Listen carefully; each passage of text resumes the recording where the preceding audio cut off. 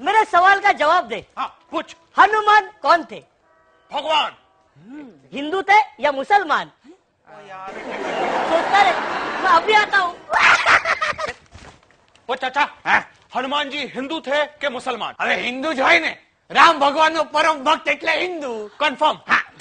નહીં કાકા, હું કહું છું કે હનુમાન મુસલમાન હતા. કેવી રીતે?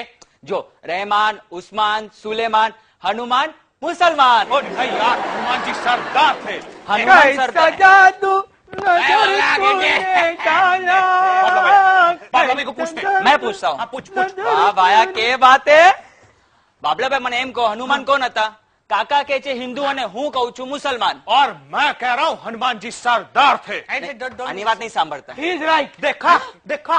કેવી રીતે ભાયા? અરે કોઈકની બૈરી એને કોક બીજું ઉપાડી જાય અને એના માટે પોતાનું પૂછડું બાળનાર સરદાર નહીં તો બીજું કોણ હોય?